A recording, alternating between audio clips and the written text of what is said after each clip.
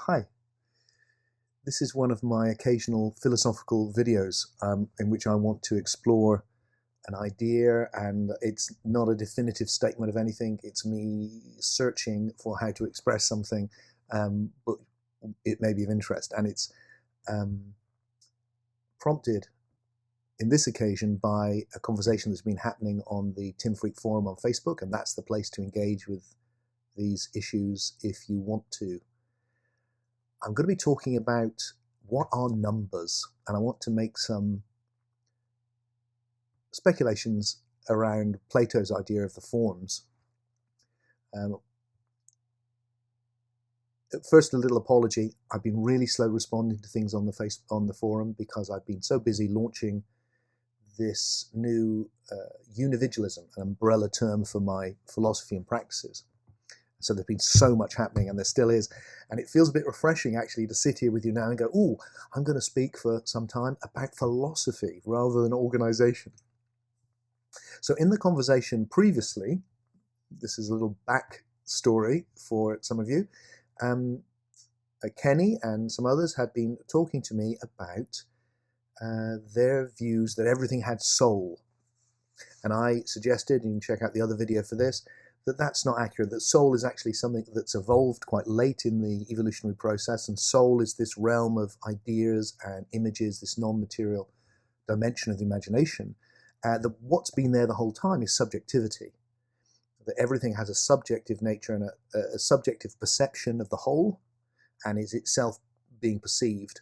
So everything has objectivity, and every time stream, every individuated aspect of the universe has subjectivity, from a very basic electrochemical level up through the senses eventually, and then right up into the imagination and the sort of subjectivity that we're sharing now. He came back with a very interesting comment, which has sparked me into this stuff about numbers that I've been working on quite intensely anyway. You'll hear it's still work in progress.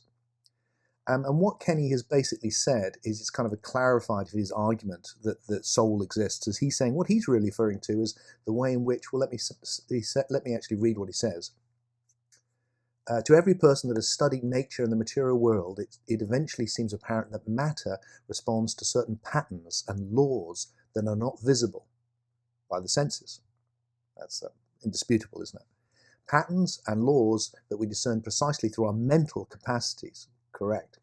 So it seems to me that in the last analysis, matter is not the progenitor of all, since matter responds ultimately to some informational domain, which we might call the laws of nature, which is more fundamental. Really interesting point.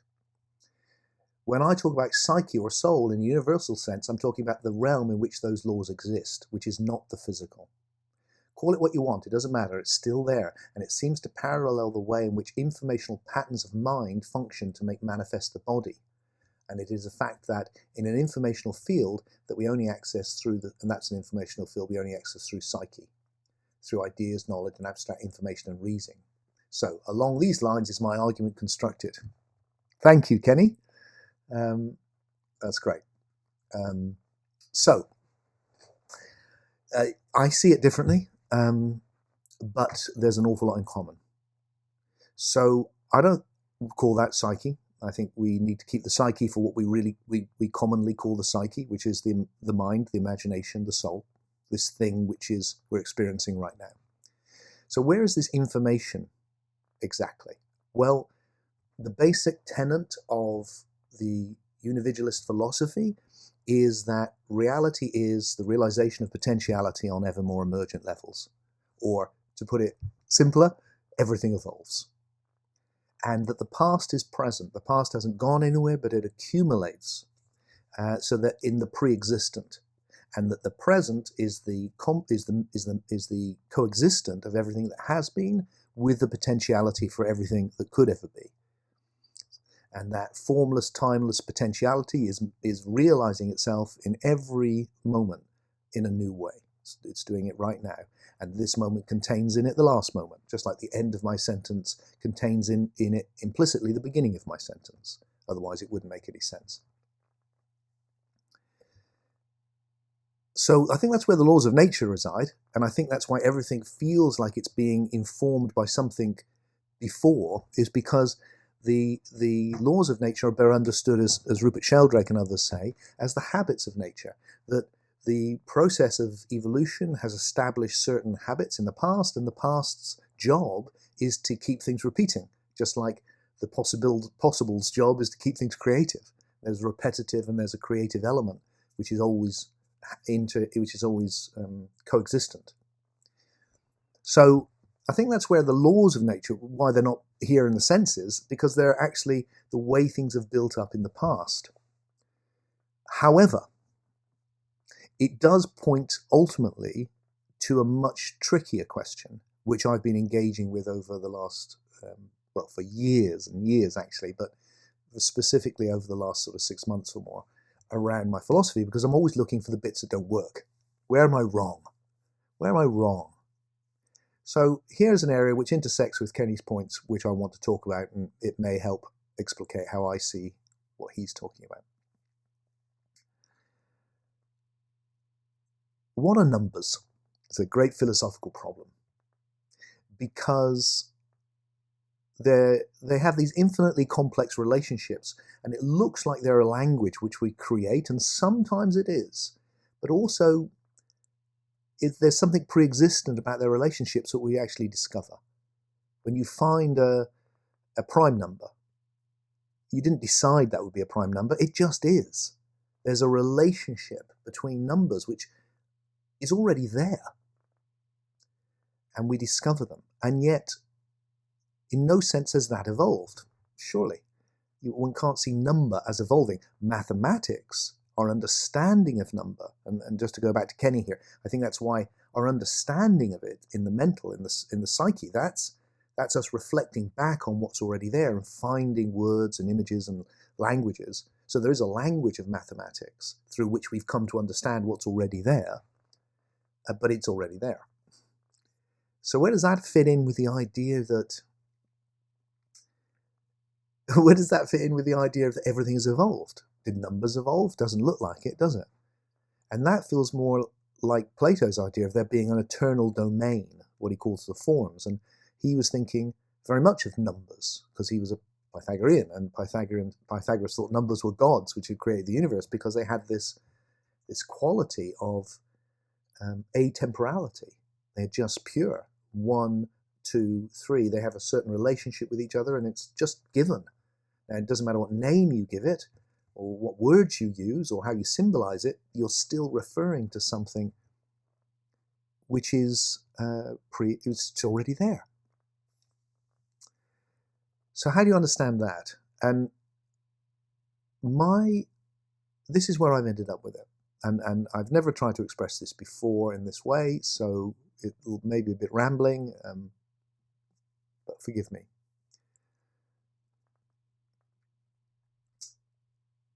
What I suggest is that, look, no, I need to say something else first as well, and this goes for everything I share. Look, I'm going to act as if moment zero, the Big Bang, is the beginning of everything. Personally, I think it's very unlikely it wasn't. But if we don't treat it as the beginning of everything, we just push the problem back further. So whenever the beginning of everything, we imagine it, perhaps perhaps you go back forever. But let's nominally talk about that as the beginning of the realization of potentiality, because otherwise we've got nothing to think with.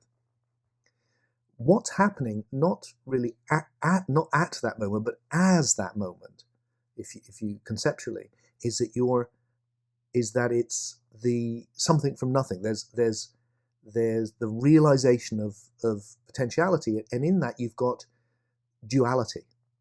So very ancient idea, it's the Tao Te Ching. From the Tao, from the potentiality, from everything comes the something, which is immediately duality, yin and yang, because there's something and nothing. So now there's two, and there's relationship. The one is individuated into something, and you have relationship. And so I think what's happening there is that in that moment there you are what is being created is information, number, quantity. And all of the relationships that exist implicitly in it are there instantly. So you've got something which, in fact, don't even think about time. This is not to do with time, because it's atemporal. You've actually got duality, and with that, all the relationships that occur. Once you've got one, you've got two, then you've got two, you've got three. This is the Tao Te Ching. It's exactly what Lao Tzu says. And then the 10,000 things, which is word for word what he says. And I'm saying the same thing, that you've got number arising implicitly in the idea of duality.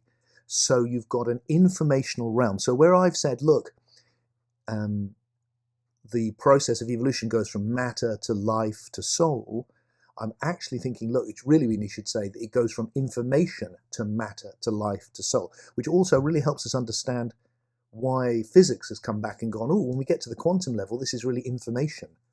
I mean, Niels Bohr said atoms should be, regarded more like poetry. They're not like things. It's on the more primitive you get, the more informational it is.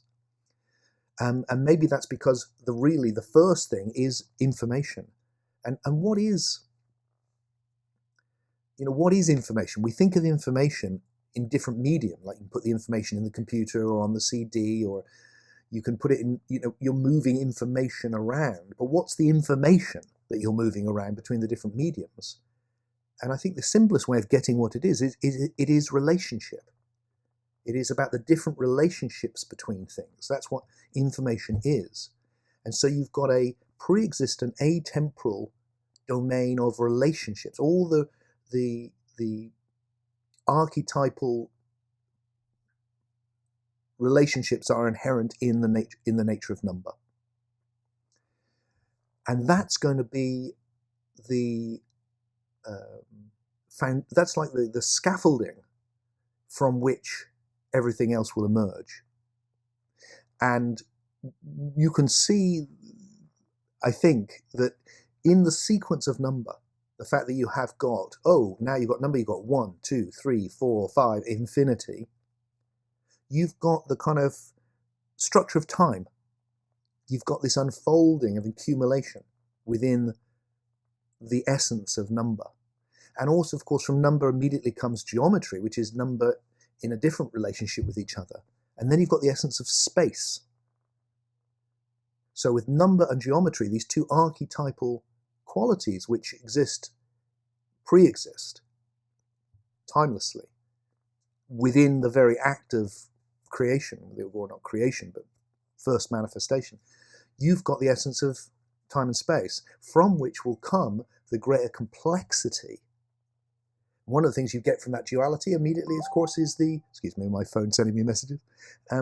What you get then is the relationship, the paralogical relationship between symmetry and asymmetry, which marks the beginning of matter. And then suddenly you've got everything becoming the information becomes more and more complex. So that it starts with information, which isn't even time, that gives birth to time and space, which is creating matter with more complex forms, which will become information on the level of life, biology, which will become information on the level of psyche or soul, all the way through. So it's saying, look, all the things which are forming, it's all in the pre-existent, which is my name for what's already happened.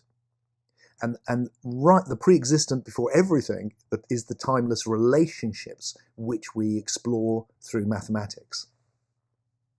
And they will be part of and come into then the way that the habits of nature, which deals with the more complex forms, start to form. And those are the things, and they're not in the senses, they're in the pre-existent. And the relationship of number is way before anything the senses is going to get its hands around. So I just thought it'd be nice to explore that a little, and then say a little bit about Plato, because Plato has these ideas of the forms which are a more real thing, which are creating this in some way, that they're transcendent. And I guess what I'm doing, I think a lot of what I'm doing is reworking these ancient esoteric traditions in an evolutionary format, and Plato particularly perhaps. So what I'm saying is, look, they're not transcendent, they're not of a more real. They're pre-existent. They're less emergent. They exist in the pre-existent. They're fundamental, these forms. And they have given rise to time and space, and then all the complexity of the evolution of the time stream. as it unfolds and starts to shape and contains within it everything that's happened before, which is building, creating greater complexity, the laws or habits of nature, and then everything, the habits of Tim, everything, the habits of language, everything, which is everything that makes the past condition the present. So that I think that's quite interesting. That Plato's forms, we see them not as transcendent but as pre-existent. They're not more real, everything's as real as each other, but they are less emergent. They are primal. They are abstract. They don't exist in time yet. So time itself becomes something which is a potentiality that is realized. And before it's realized, there are all of these relationships of mathematics, of quantity, which will then play themselves out in the massive evolution of quality, which is just like in computers, like from that simple 1 and 0 will come this infinite range of quality that we can experience with everything we can create with computers, and that the universe is doing the same thing, going from the realization first of information, and then from that time and space, which is creating matter, which will evolve into life, which will evolve into soul, which is heading for God. Let's not leave that out, but that's another subject altogether. So one last thought, perhaps, which is that Plato also sees the forms as governing other things, other forms. So horses all share in the form of horse. Everything is sharing in its archetypal form, and that somehow these are imperfect copies of this perfect thing. I think it's a strange and ancient idea, but I think we can reapproach it with this philosophy of individualism and what I'm describing, which is that horses all share in the time stream, evolving, emerging time stream horse, as it were. So that as a new species arises, it individuates, it's now got something linking it all together in the pre-existent. This is very close to the ideas of Rupert Sheldrake, I think, with morphic resonance. And then they are sharing in that. So the forms exist in the pre-existent. They don't exist in the transcendent. They're not. These forms are part of an evolving process. The archetypal relationship forms that form information, number, those I think are before the level of complexity which gives us horse. So the overall thing I'm suggesting here is I'm thankful for Kenny for pointing towards this informational level of reality. Gives me a good excuse to share with you ideas I've been playing with now for some time, which are still taking shape, which is that we need to see at the beginning of the whole process this atemporal, before time, a priori, before experience, a realm of relationships which we explore with mathematics as number, which we can deduce what they mean. We don't have to discover what they mean in the sense of going into the world and doing experiments with. They just have that relationship. 1 and 1 is 2. You can change the words, but the relationship is fixed, and that is very, very interesting. So there's an informational base to this, which exists forever in the pre-existent, and which is itself outside time.